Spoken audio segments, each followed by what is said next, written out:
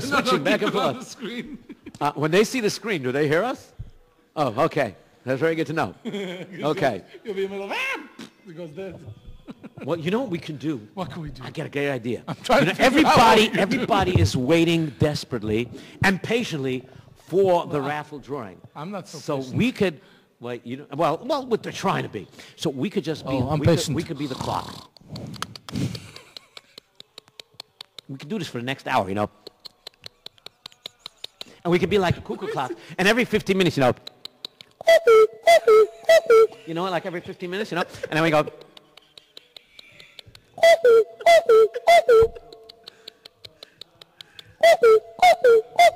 So we could do that, you know. I mean, we could pass the time.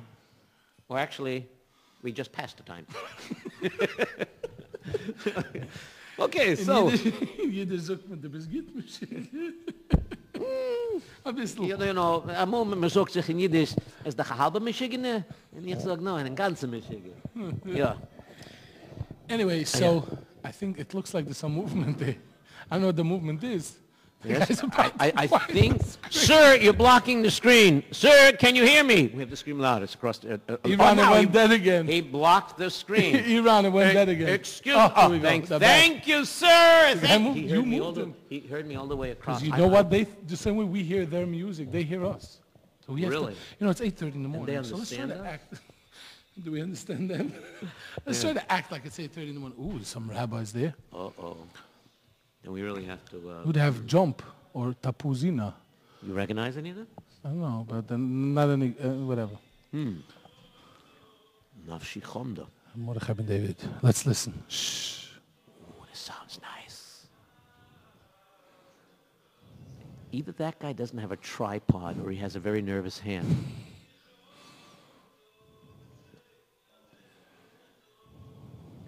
Oh, he's focused in over there.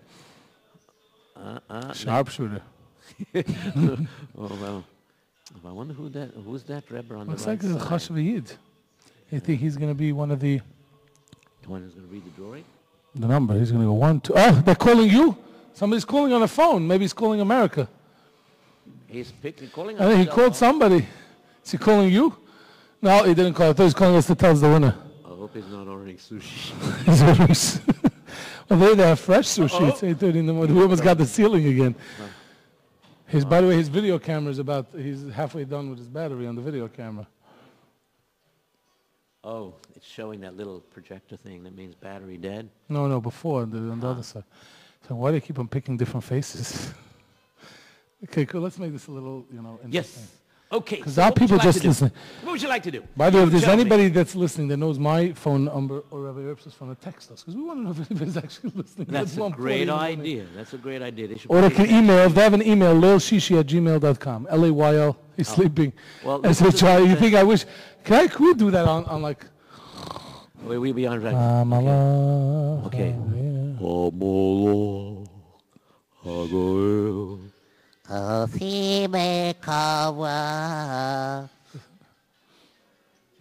What was that noise? They have some fancy music being played. New Mordechai ben David song. Somebody's texting me. Somebody's texting you. Somebody's listening. What did he say? He gave me a smiley face. Look great. That was 4 hours ago. Big. That was 4 hours ago. Yeah. Nochem, I hope you bought a ticket. Nochem. Yeah, so what should I do? He said he wants a big Bertha smile. What's meint a Bertha smile? Hast du mir erzählen, what's a Bertha smile? I'm not in charge here. I'm just talking. Believe me, I feel the same way. What? They're live from Israel on the screen. Come here. Come you here. Have a connection with them over there? It's not. The video's not. Come here. People are listening. Here we got the studio Chevre. That's live from Yerushalayim in Bells. They can't hear me. We can hear them. They're playing that Mordechai ben David song there. They don't hear us anymore. The radio hears us. You don't understand, Mr. On Time. On the...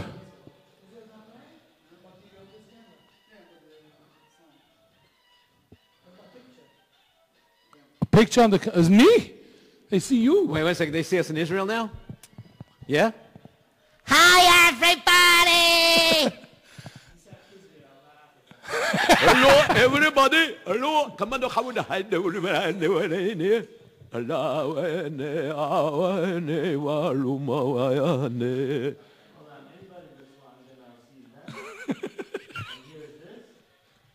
Why'd you show them the picture? What do these people think of us here in America? Hi there out there. We are Americans, but we're Jewish first. Hey, yeah, yeah. Oh, I know this song. Hey, yeah, yeah, yeah. Hey, hey, The what? The radio. We should talk about the radio. Yes. Of course. By the way, there's actually a lot of unbelievable programming on Yes, the radio. there is. There definitely is. Besides for Wednesday That's evening and Thursday besides for Wednesday evening, Rabbi Yitzi Yerbsh's story time. Rabbi Yosef Mizrahi is Yosef very Mizrahi. He's unbelievable. He was Yes. on earlier tonight. Yes, yes. Rabbi Fischel Schechter. Yes, he's on, I think, Tuesday? He's on Thursday. On He's Thursday on the morning? He's on Thursday morning and Thursday evening. Oh, yeah? Right? He's Oh, I on didn't Thursday know morning and Thursday evening. Oh, yeah? So when is it? Rabbi Finger is on Tuesday. Wednesday. I'm confused Wednesday, with the days Rabbi. already. He was also on tonight. So, Rabbi Blyer, do we have a winner yet? Do we have a winner? Do we have a winner? Do we have a winner? I know. Do we have a winner? Do we have a winner? Do we have a winner? On the radio. Yeah. No? We have a winner? We go right ahead. We're having, they had a few issues, so they're wrapping up now. We want it to be 100% legal. 100%. There's a rabbanim there, and there's lawyers. They're making sure everything, and we want to make sure everyone is in. And they're wrapping up now. Should be in a very few minutes. Should be the raffle right here, live on the air. Can you describe who the people are sitting on the dais besides the kid that just... Yeah, maybe you could tell us. Wait, you just Okay. moved down the line. Can't hear the music anymore. Okay, so that's on the right side is Rabbi Menashe Reisman, Oh, now we're going to get some names here. Okay, and he is? who he is one of the rabbis that asks the rabbi department. He answers emails. The one next to him is Harav Kahane, who he runs. Iran, can we get a picture? The guy, he blocked out again. By the way, 347-661. I don't know who you are. I know, but thank you. We appreciate that you're listening. We got a listener! We got two people listening. We We got a listener! have two people listening. That means these are people that are confident they're going to win. That's right. If they're waiting up to now, they're waiting to see. But so that's why we got to have the number and a name. We're going to announce a name. We're gonna Shiddur watch- Yehudi. We're going to be watching, so wrapping it up, the thing, the show. There's a bezdin from Hayosher V'Atoiv, from Rabbi Mendel Shafran, Rabbi Nussbaum, who those Rabbanim are making sure everything is fine, everything is legal, and they're working now on the last things. Hopefully, in a few minutes, the drawing is going to start right here, live, online, and on Radio Hidabroot. And who is the third one over there? I can't see, I don't know. I had that same That's it. problem. That's Rabbi Kahane, who he is a Rosh Koil from a Koil Chatzos by the Koisel. It blacked out again. That's where I feel That's right me, now. רבוסי, הגיע זמן שחרית. Oh, we're off the air? Rabbi Saini, הגיע זמן קרישמה של שחרס. It's you. It's you, Rabbi. We're still on. Yes, it's Even you. if you had a mic. Oh. Let's welcome up on here. Hello. Nissen Lazari, who everybody knows in the past years did a lot in America, in Israel for Yiddishkeit. He is the founder of Hidabroot here in America and of Hidabroot Radio here in America.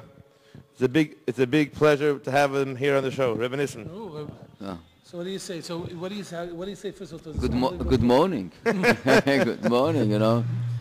First of all, I apologize to all our listeners and to our fans, about this delay. I really, really apologize. And I don't know what to tell you guys. We are here, they are there. So we are depending on the technology. Right now we see a black screen. And I just got a text that says here, See, we're and I got listening, keep on going, Rabbi Blyer Schwiger. I don't know what that means. And now Rabbi Blyer Schwiger has my number. I got just. You got the same text? I got something.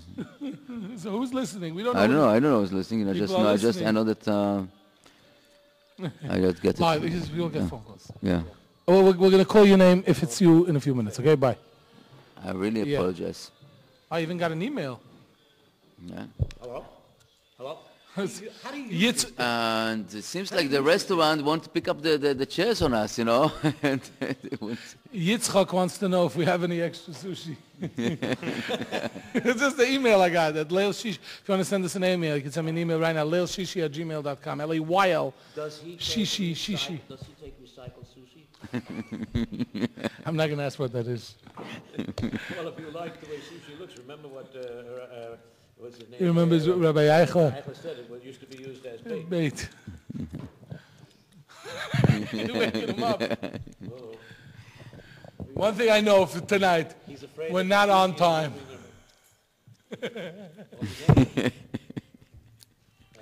Okay, so they're getting ready over there. We Getting see in the ready to video. sell somebody It's okay. The, Rabbi Bly is going to give us a soon later on, Well, for the 100th time, they're getting ready. in a very few minutes, the live drawing of the penthouse in Jerusalem. There's going to be a winner. Who is it going to be? Ooh, it could be you. Only if you have, one black again. Only if you have a ticket. If you have a ticket in it, it could be you. That's right. It can be any ticket. So this, And the technical issues is getting solved. We want it to be 100%. Everyone should be legal in. kosher. And it takes time. You want everybody in. You want to make sure. Oh, we're back to Shidur Yehudi. And What does VOD stand for? Live VOD. That's the service that supply the Supply the video streaming, you know. Ah, the video streaming place. By the way, Reb Nissen, like the few I'm times not that Rafi you... with nobody. No, I you said know? Reb. I said Reb. I said Reb. You know, that reminds me of there's this, I went out with this guy, oh, was machst du, Rebbe? Is it Bundesschilde Geld?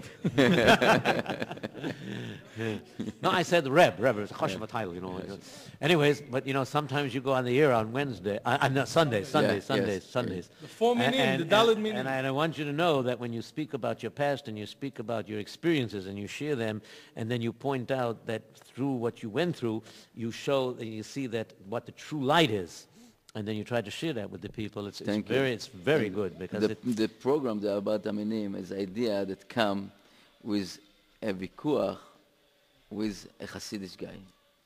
That he come and they was demonstration against Israel. In those days was the issue with the Turkey and all this stuff. Right. And I told him, listen, I'll bring you the best estrog in the world, the one of the best, and I give you on the first day of Sukkot and make a blessing on this. He said, what's the problem? I said, no, you cannot make a blessing on this. Why? What's the problem? He said, you know why? Because you're missing the Arava. And you can be the best etrog, and you can be the best lulav, but without the Arava, it's nothing. That's right. And this, we are repeating it because we are one. We are one, right. we are one, That's we are right. one.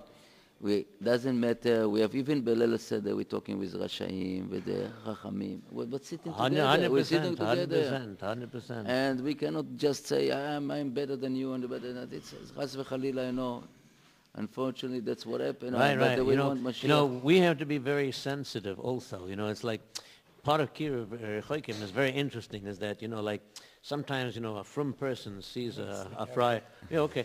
Sometimes a frum person can see a friar, person, and then they see the way they dress, and they start screaming at them because they think, oh, Yevei Esmir, and that's part of the Chil Hashem that was going on in Eretz Israel recently. But at the same time, they don't look at the sensitivity the other way around.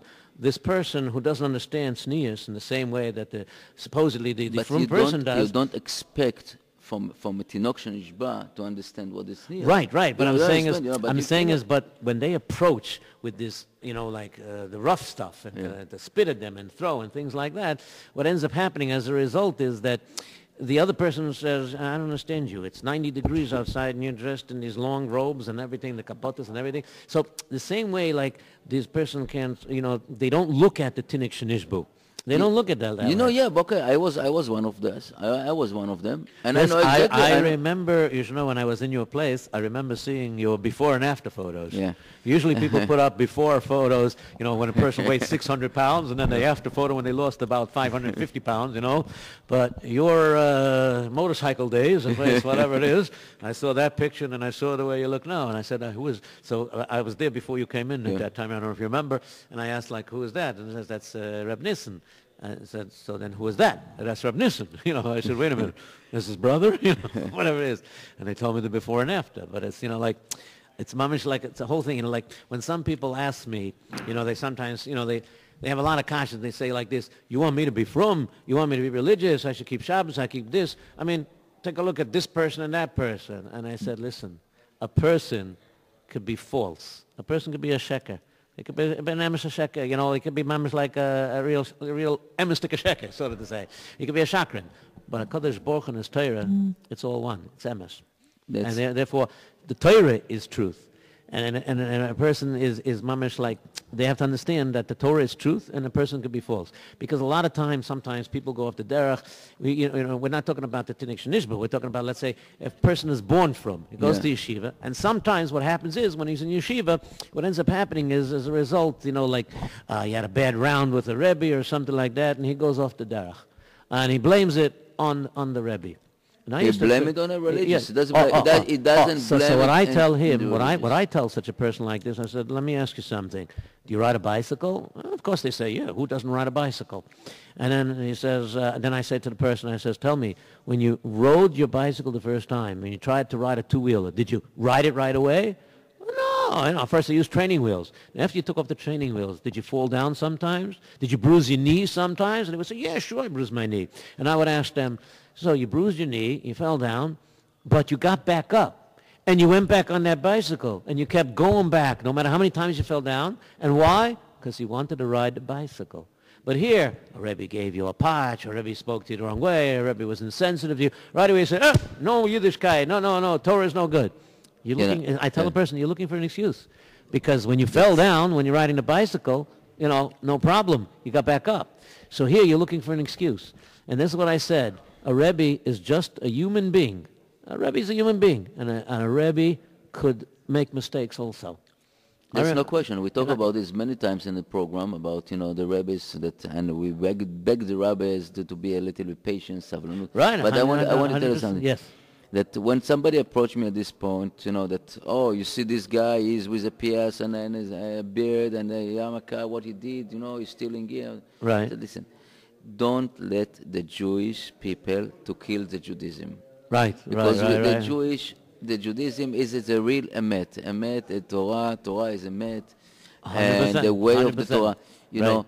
But unfortunately, we have a lot of funny and a lot of people that dress like you know. But you know, I tell you this: to buy a white shirt and to grow a beard and put mayas, it saves you money basically. You don't have to change your clothing every day. You don't have to shave. It doesn't save you money on the razor blades and stuff like this. Yeah.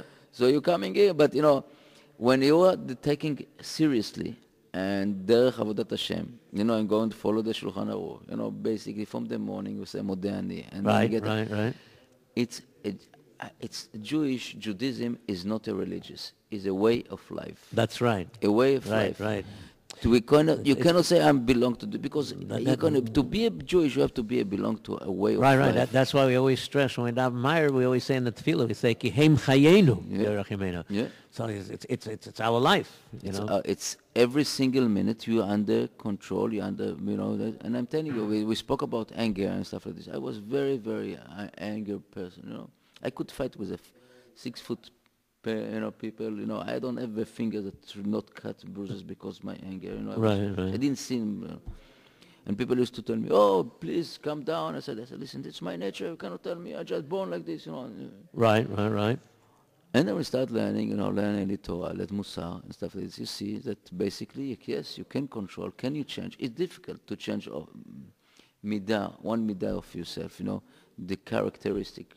But it's possible. It's possible by the Torah, possible by way of looking the world, you know, looking around. You see that by Met, we have somebody that looking at us 100%. every minute 24, and you see the Ashgacha Prati that we have every single stuff that we, even if I pick this pen, Right. and it's Ashgacha Pratit.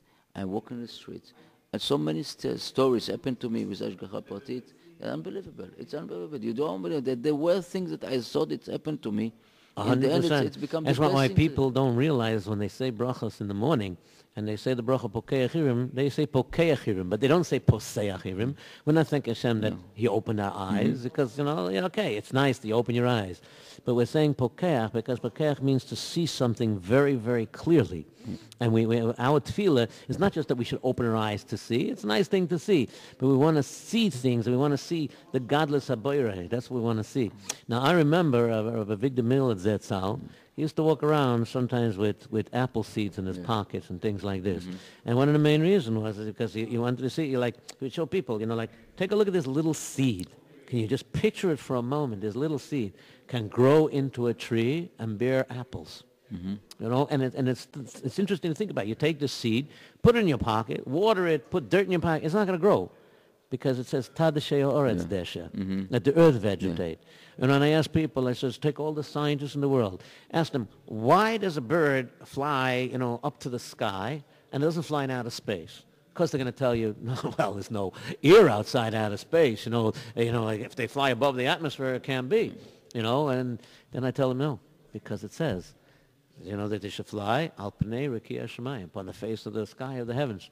So if a person, looks into the Torah, they mamish see everything as there. Yeah, there's no question.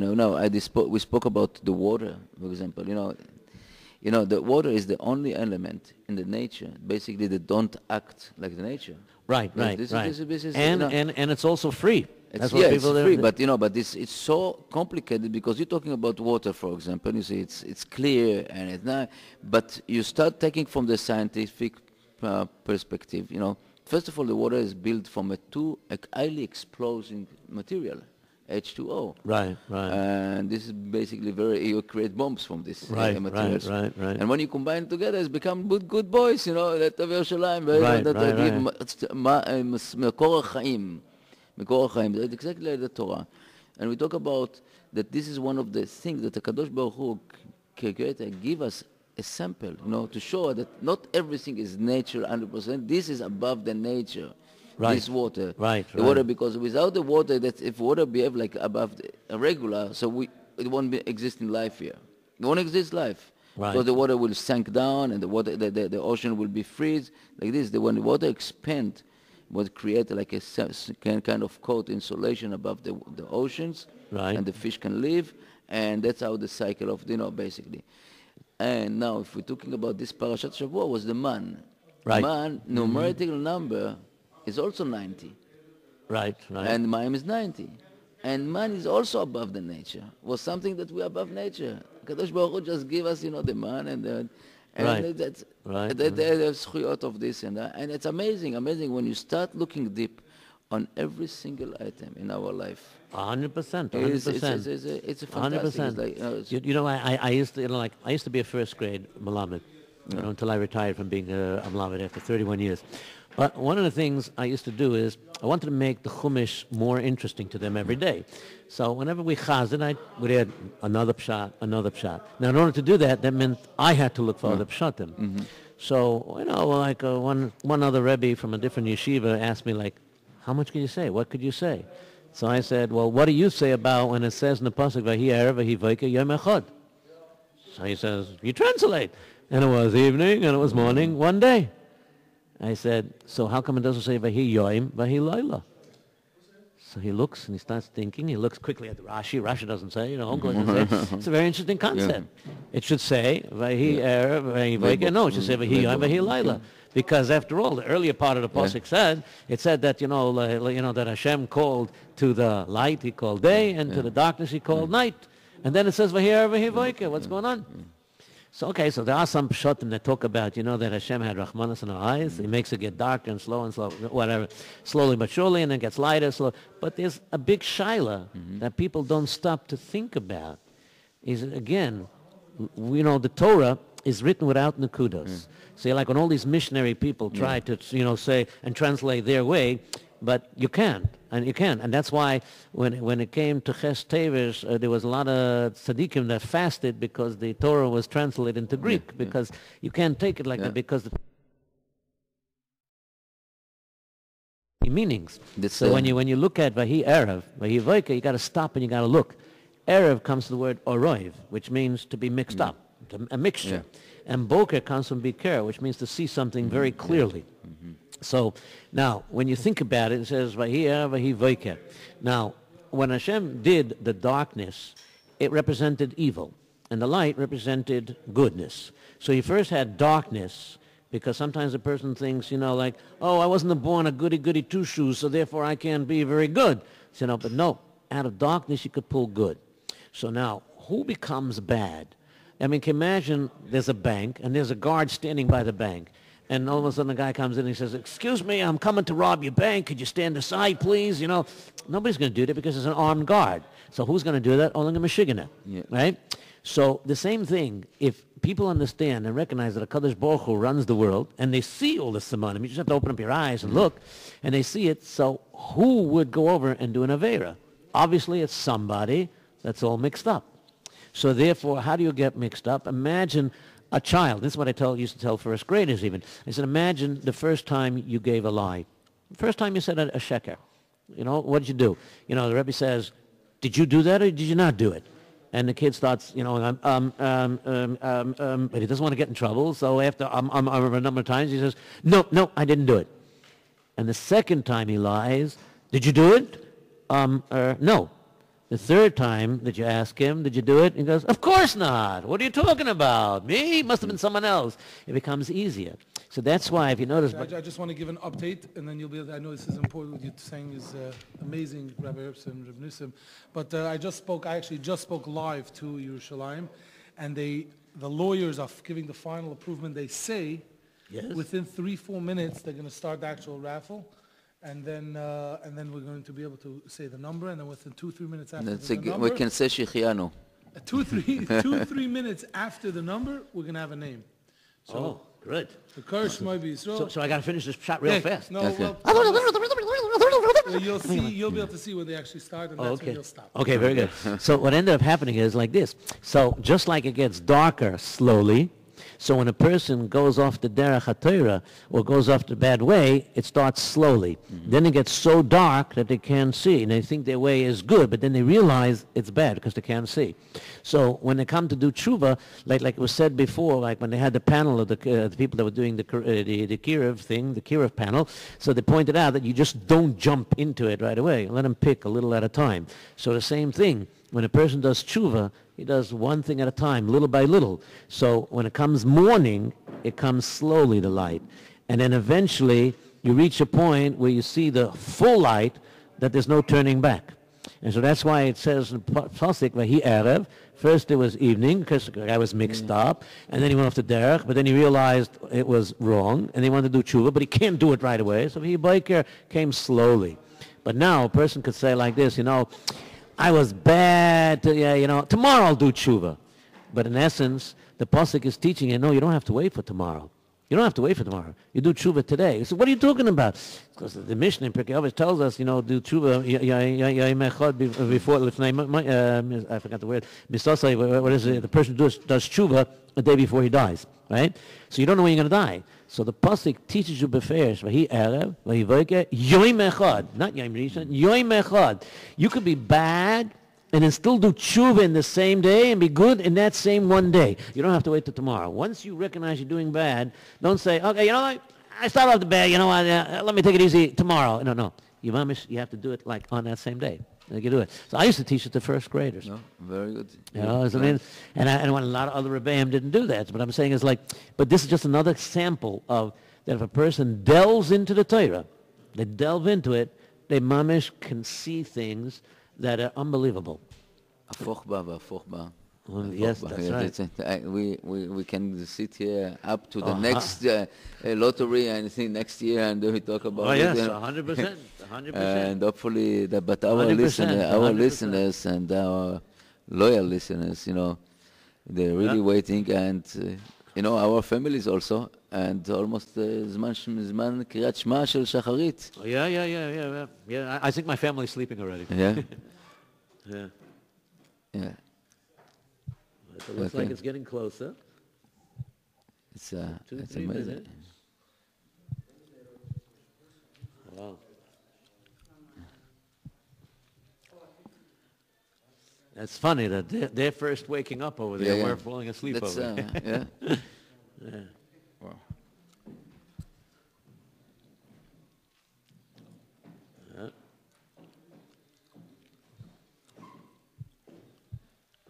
It's interesting. Okay. Yeah. Oh. You have any influence on the guy who keeps blocking the camera over there? Oh, there's one on each side now.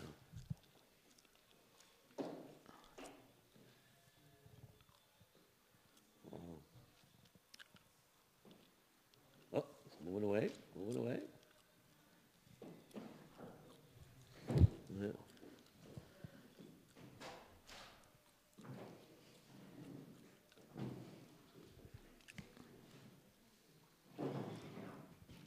It's very interesting. We want to tell you a story about יום אחד. Yeah, sure. I had one guy that was working by me, and his mom used to pick him up, and one day she come pick him up, she was outside, and there was on off and the tshuva, and Right. and I told her, listen, what about Shabbos, a little bit.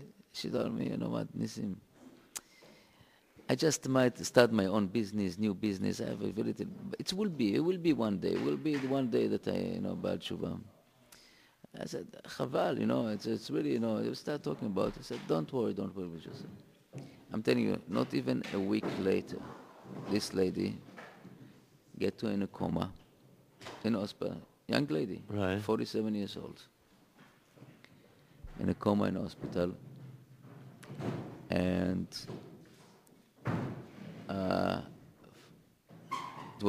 she felt headache, she went to the hospital, nobody know what happened, nobody knew nothing. Right. And she went to a coma, wake up from the coma, but again, nobody, and it was Friday afternoon, she light a candle, Shabbat candles, Kibla Shabbat, and in Shabbat she go to a coma, and Sunday she passed away. Wow. And I'm telling you these stories all around to myself and to all everybody, that basically we don't have time. That's right. We don't That's have right. time. That's right. Our time is, we don't know when you're going up or down. We can just go down from the staircase and just fold up and down, or in a car, But we have to לחזור בתשובה, לחזור בתשובה, it's so Easier said than done. Yeah. Every morning we say, תן לנו בינה, להבין, להשכיל, לשמוע, ללמוד, ללמד, ולעשות, ולקיים. Right. Yeah, it is the meaning that we're asking the Kadosh Baruch Hu to give us the knowledge or the wisdom to understand. And then the second said is to observe it in us, then to go to lelamed. It's a little bit difficult. Then lilmod, lelamed, to learn, Right. and to teach, and then lasot, to do, Right. and lekayem. This stage. Right. And you see, everything is coming from the easy. You get it. Oh, okay, I put it in my head. Okay, I know this. But to lekayem, to so even to do is easier than lekayem, because you're doing something. It's not with a full spiritual meaning. Right.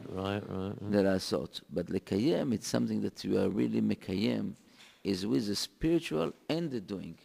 Right. Machshava v'dibur together. 100%. And this is really where I'm asking. We ask Kadosh Baruch Hu every morning in Shacharit. We're talking that when we are davening, if we understand this word, it's so important. Lekayem.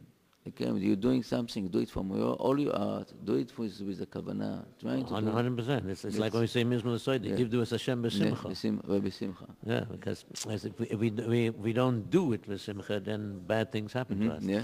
So if a person could find simcha, it's like, like I heard the marshal that was said today, I think it was said on the radio Hidabroot, I just forget which speaker said it, but he was talking about Shabbos Kodesh. I think maybe Rabbi Wallerstein, I think it was, that mentioned it. And he was talking about Shabbos Kodesh. You listen to our radio? Yes, yes, I do, because when I do artwork, I listen to the radio. So I listen to especially the shura, they're like this. So, but it's interesting is that he was talking about, like how a person goes out to a date. And when the person goes to the date, whatever it is, he looks at the person and thinks that the person is ugly. What is this? So what is he going to say? He says, it's a mistake. It was my brother supposed to be there. He says, no, you're not. You're going to be. So he says, how am I going to get out of this date? So what does the person do? The person goes to a bar, and he takes her to a bar for a date. And he starts drinking. And when he starts drinking, he starts getting drunk. Now, all of a sudden, in his eyes, after he got drunk, she's so pretty and everything like this, and spends 7 hours with her. And she was hearing such praises and everything like this. Oh, she thought it was the greatest thing. So she said yes to go again. And then he came home and he falls asleep in his bed. The next morning, they said, the parent says, she wants to go with you again. She's masking. What do you say? Ask him. I would never go with her again. And so what it's saying is like, this is what you're doing to Shabbos. He compared it like we're going to the Shabbos Malka. We're not approaching Shabbos with the proper kavanas and things like this, and we're not approaching with the proper thing. We're looking at Shabbos. Oh, Shabbos means I can't wash my car. Shabbos means I can't do this. I can't watch this. I can't do this. I can't do that. What does Shabbos mean? But do they look at it? Shabbos means, wow. Imagine during the weekdays, most people work. And a lot of times it happens that the whole family is not together sitting on a meal. But when it comes Shabbos Kodesh, everybody's sitting together. And then there's a relaxation feeling. And then the people are not stressed out and things like this. So they don't look at the positive thing. They don't look at the beauty of Shabbos. So instead, they're looking at the negative points of Shabbos. And that's because they don't see the godless. As soon as they would recognize the godless, they would be. Like I used to tell a story about a kid that was very poor, and the father was a diamond cutter, big diamond cutter polisher. And you would think that if he's a big diamond cutter and polisher, he would be very rich, but he lived in a broken down house and shishmeted and everything like this, and they're wondering what's going on. So, and then the father says, sit down, let me tell you a story. You see, one time there was a baby in the house, and it was sleeping. And the mother told me to please watch the baby. So I said, sure, no problem. And the baby was sleeping, and a customer came over to me and said, I have this $5 million diamond. It needs to be cut and polished so it can be worth even more. Can you do this? Because you've got a reputation of being the best. He says, sure, I can do it. And he does it, right? And he's getting ready to do this, and he puts it on the table. And all of a sudden the phone rings, and a friend of his calls. He gets on the phone, he starts talking, and then the baby wakes up in the middle. The baby wakes up in the middle. And the baby gets out of the crib, climbs out, and then sees nobody's answering the baby because the baby is hungry. So the baby looks for food, climbs up on the chair, climbs up on the table, and sees the diamond. Doesn't know what a diamond is. It's a baby. Took the diamond, tries to bite it, thinks it's a candy, but it's very hard, a diamond. So the baby says, bad candy, bad candy. So the baby takes the diamond and brings it to the toilet and flushes it down the toilet. And then the father gets off the phone and goes over and, looks at the table and sees the diamond is gone. Went over to the baby. He says, what happened? Hey. And baby says, bad candy, bad candy. It shows where it is. And the father went over and dug up all of this stuff and dug up the whole sidewalk and broke up everything. And now the father is paying for all this debt. And he says, I have to do that because of some little kid? Who is this baby? Where is he? Let me punch this baby in the nose. She says, yeah, you want it? So let me show you who it is. Brings it to the mirror. Says, there he is.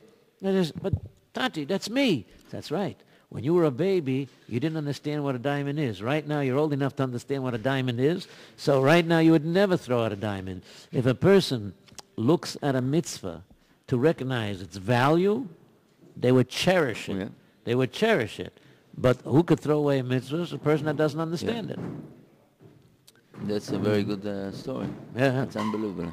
Yeah, I used that story, and I used to tell a lot when I taught, and it was a very good marshal and thing, and I put it in one of the books that I did with Art Scroll. And the first book that I did, Tell Me Tell 1. I put it in there, and it's mamish like, I got a lot of good feedback about it. If people realize what is Shabbat, what is the source of the blessing, Shabbat. 100%. And the Zohar talking about about Shabbat. That if he said, you don't want to keep Shabbat, it's okay. You would expect. We believe that Shabbat is the Mekorosh Bracha. The source of the blessing. Right. And so, okay, so people said, I don't want this blessing. Let me just. Said the Zohar said, no. If you don't, a borek. And you don't have the blessing, but also you have scorpions and nachashim. Right. Right. It's not that you don't accept the bracha, but in a certain way, what you're doing, you said to the Kadosh Baruch Hu that to give you a present. I don't want your present. I don't. If you friends bring you a present, and you say I don't want it, what is the reaction? It will be like insulting. Right. And what was we doing if we don't keep Shabbat? We don't do it. We are basically insulting the Kadosh Baruch Hu. We said, then we don't want these things. So I said, no, okay, you don't want it. Let me next time. I won't give you a present. I will give you a very big punishment. And what is amazing Shabbat, that you can kill person, you can rob it. Nobody kill you about this kind of averot. But Shabbat, Mechalel Shabbat, is motumat. Right. And this is how severe is it? We don't realize, we don't understand this. We just started the car, we just went over there. But when you start to realize what is Shabbat, what is all about, then you start become scared and become appreciate every minute, everything. There's a very famous mashal about, there was a king going, parading through the towns of his villages that he was a king over. And there was a very peasant farmer, very uneducated, and he sees him and he sees his fancy clothing. It doesn't look nice to him, the fancy clothing. So he laughs at the way he's dressed. So he makes fun of him, and he picks up some mud and throws it at the king. So the king's captain of the guards wants to cut off his head. He says, nope, don't do that. He says, why not? Just do what I say. Take him, bring him into the palace. What? He just did something to you. He threw the mud on you. Bring him into the palace. So brings the person into the palace, and when the person's in the palace, they go over, and the king says, give him a good teacher. Teach him, educate him. So they give him a teacher, they educate him, and he starts learning all about civilization, and he begins to learn what it means to be a king, what it means to be a king over a country, and what the honor is supposed to be for a king. So this person now realizes this, and all of a sudden he says, what? This is what a king is? This is what the honor is supposed to be? What did I do? I threw mud at the king. How could I do that? And then the person is kind of so distraught, he jumps out the window and kills himself. So then the captain of the guard says, what was the purpose? Look, he went crazy. He jumped out the window. He says, but now he understands his punishment. He says, what would be? Before he was a peasant farmer, he knew nothing. He just didn't like the way I dressed, so he threw mud at me. You would have killed him? He wouldn't even know why he's dying. He says, but now we educated him, and he sees what a king is about, and so he became distraught because he realized that he did something wrong. So the same thing is what you're saying about Shabbos. If a person would recognize and learn to realize the godless of Shabbos Kodesh itself, then a person would say, "Oi, how can I not keep Shabbos? How can I not keep it holy?" That's what it is. ברוכים הבאים למעמד ההגרלה. They're showing that picture The again. picture again. They're showing that picture again. By the way, they had to change the laptop because they found the lawyer went and found the fault on the laptop. So they had to change the laptop, but they changed it. They brought the new laptop in. They put in all the numbers. The numbers are going to start rolling within the next hour. Black screen again. So, yeah.